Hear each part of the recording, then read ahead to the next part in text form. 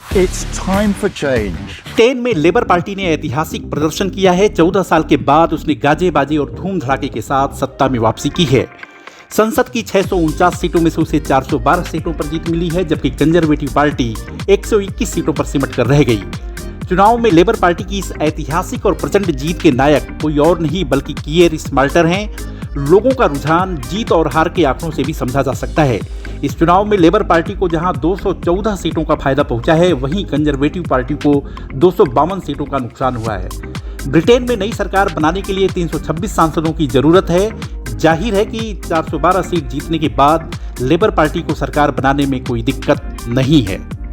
पिछले 14 साल यानी 2010 से सत्ता में काबिज कंजर्वेटिव पार्टी को इस चुनाव में भारी हार का सामना क्यों करना पड़ा?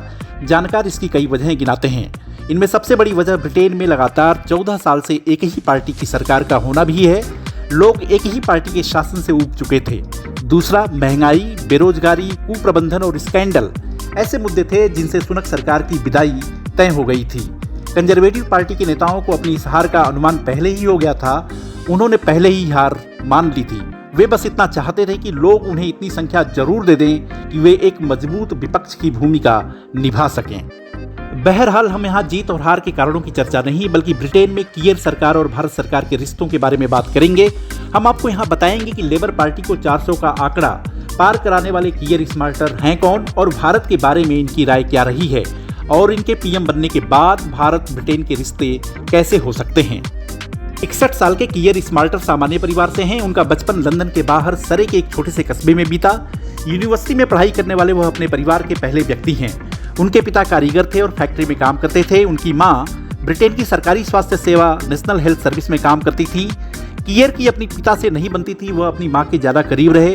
कीयर पहली बार 2015 में सांसद चुने गए, लेकिन ये दुर्भाग्य है कि सांसद बनने के कुछ महीने के बाद उनकी मां इस दुनिया में नहीं रही। 3 साल बाद उनके पिता भी रुखसत हो गए थे। राजनीति और विचारधारा के प्रति झुकाव कीयर में युवा अवस्था या कहिए कि किशोरावस्था से ही था। राजनीति में उनका प्रवेश लेफ्ट विचारधारा के साथ हुआ, लेकिन राजनीति के बारे में जैसे जैसे उनकी समझ विकसित हुई, उन्होंने अपने विचारों में संतुलन और परिपक्वता लाने का काम किया। यह राजनीतिक परिपक्वता और संतुलन ही है जिसने कीयर को सभी वर्ग के मतदाताओं में उनकी पहुंच और पकड़ बनाई। अपनी राजनीतिक विचारधारा और भारत के प्रति रुख के चलते लेबर पार्टी के भारत के साथ संबंध बहुत अच्छे नहीं रहे। कई मौकों पर लेबर पार्टी ने भारतीय हितों के खिलाफ जाकर बयान दिए। सबसे बड़ा मसला कश्मीर का था। 5 अगस्त 2019 को जम्मू कश्मीर से अनुच्छेद 370 हटाए जाने के बाद लेबर पार्टी ने प्रस्ताव पारित किया। उस समय लेबर पार्टी के नेता जिमी कॉर्बिन थे। कॉर्बिन की अगुवाई में लेबर पार्टी की ओर से एक प्रस्ताव पारित किया गया था। इस प्रस्ताव में कश्मीर में अंतर्राष्ट्रीय दखल देने और संयुक्त राष्ट्र की देखरेख में जनमत संग्रह कराने की बात कही गई थी। यही नहीं, लेबर पार्टी में एक तबका है जो कि खालिस्तानियों के प्रति सहानुभूति रखता है। भारत और ब्रिटेन के आगामी संबंधों पर असर डालने वाला एक बड़ा मुद्दा प्रस्तावित मुक्त व्यापार समझौता यानी FTA है। ये 3 ऐसे बड़े मुद्दे हैं जो भारत और ब्रिटेन के रिश्तों पर असर डालेंगे। कश्मीर और खालिस्तानियों के प्रति लेबर पार्टी का जो अब तक का रुख रहा है, यदि उसमें बदलाव नहीं हुआ तो रिश्ते अस्थायी नहीं बल्कि उतार चढ़ाव वाले होंगे। हालांकि जहां तक कीयर की बात है तो वह पार्टी की राय से अलग स्टैंड लेने के लिए जाने जाते हैं। मतभेद होने पर उन्होंने पार्टी के दिग्गज नेता जिमी कॉर्बिन को रास्ता दिखाने में देरी नहीं की। कॉर्बिन को इस बार टिकट नहीं दिया। हालांकि कॉर्बिन निर्दलीय चुनाव जीतकर संसद पहुंचे हैं।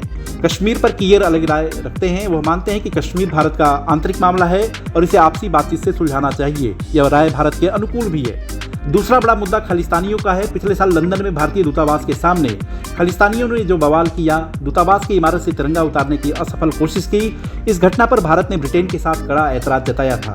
इस मुद्दे पर कनाडा के साथ रिश्ते पहले ही खराब हो चुके हैं तो अमेरिका के साथ उतार चढ़ाव वाले रहे हैं। भारत सरकार चाहेगी कि कीयर सरकार खालिस्तानियों पर नकेल कसे। कश्मीर और खालिस्तान के बाद तीसरा बड़ा मुद्दा FTA का है। दोनों देशों में चुनाव होने की वजह से इस मुद्दे पर बात आगे नहीं बढ़ पाई थी, लेकिन अब दोनों जगहों पर स्थिर सरकारें आ गई हैं। ऐसे में FTA पर दोनों देश तेजी से आगे बढ़ सकते हैं। इस समझौते में सबसे बड़ी अड़चन भारतीय पेशेवरों को ज्यादा तरजीह देने पर है। लेबर पार्टी का विचार भारतीय पेशेवरों को ज्यादा प्राथमिकता देने के पक्ष में नहीं है, लेकिन कीयर ने अपने घोषणा पत्र में FTA पर अपना समर्थन देने की बात कही है। FTA पर यदि बात बन जाती है तो यह दोनों सरकारों के लिए विन विन सिचुएशन होगी। कीयर कई मौकों पर पीएम मोदी की तारीफ कर चुके हैं। कीयर की जीत पर पीएम मोदी ने भी बधाई देने में देरी नहीं की। पीएम मोदी ने कहा कि भारत नई सरकार के साथ काम करने के लिए पूरी तरह से तैयार है। कुल मिलाकर कीयर का पीएम बनना भारत और ब्रिटेन के नए रिश्ते का शुभ संकेत माना जा सकता है।